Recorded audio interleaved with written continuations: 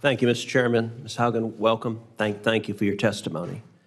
When it concerns Facebook, there are a number of concerns that this committee and Congress has been focused on. Two of the biggest have been Facebook's intentional targeting of kids with content that is harmful to the children.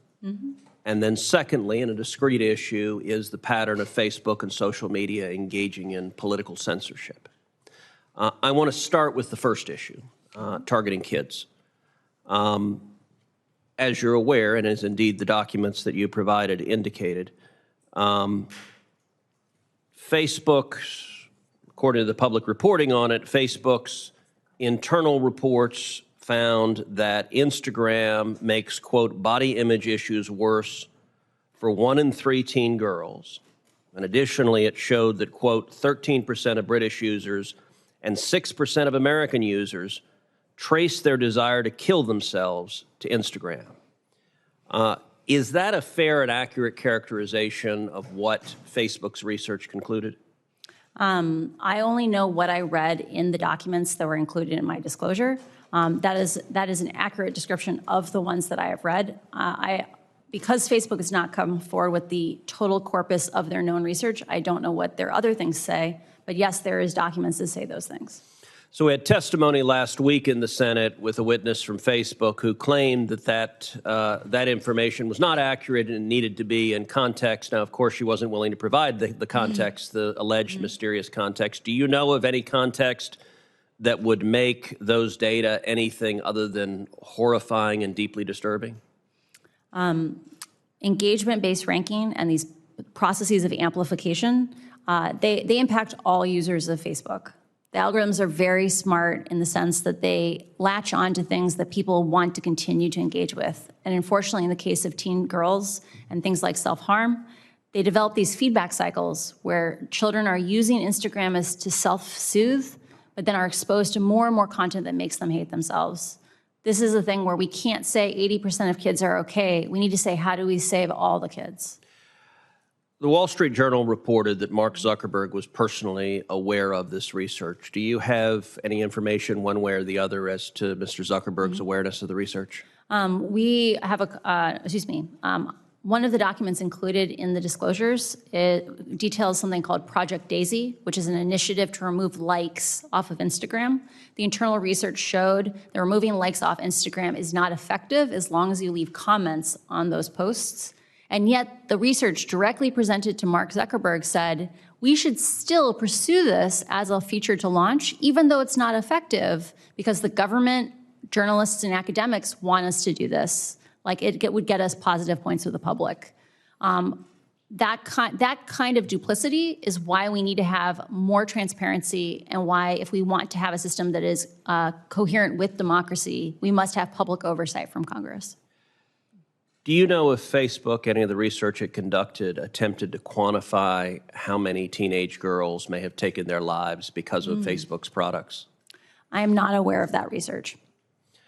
Do you know if Facebook made any changes when they got back that 13% of British users and 6% of American users traced their desire to kill themselves to Instagram? Do you know if they made any changes in response to that research to try to correct or mitigate that?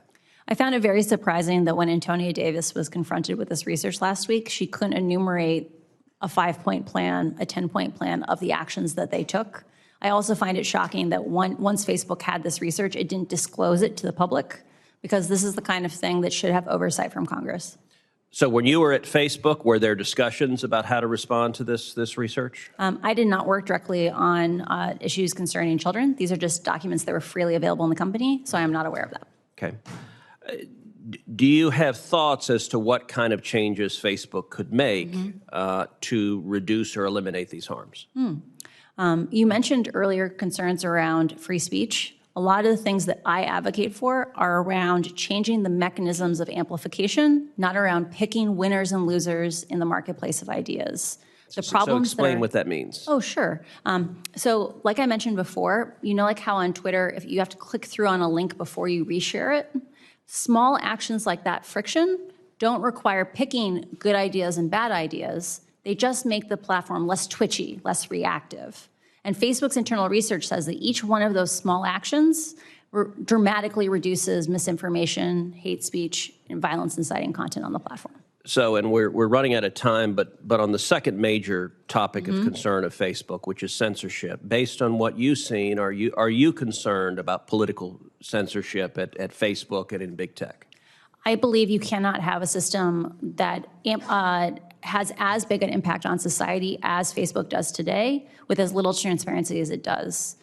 I'm a strong proponent of chronological ranking, or ordering by time with a little bit of spam demotion, because I think we don't want computers deciding what we focus on. We should have software that is human scaled, where humans have conversations together, not computers facilitating who we get to hear from. So how could we get more transparency? What would produce that? I strongly encourage the development of some kind of regulatory body that could work with academics, work with researchers, work with other government agencies to synthesize requests for data that are privacy conscious. This is an area that I'm really passionate about. And because right now, no one can force Facebook to disclose data. And Facebook has been stonewalling us, or even worse, they gave inaccurate data to researchers, as the scandal recently showed. What data should they turn over? My time's expired, so. For example, even data as simple as what integrity systems exist today and how well do they perform? Like, there are lots and lots of people who Facebook is conveying around the world that Facebook safety systems apply to their language, and those people aren't aware that they're using a raw, original, dangerous version of Facebook. Just basic actions like transparency would make a huge difference. Okay. Thank you.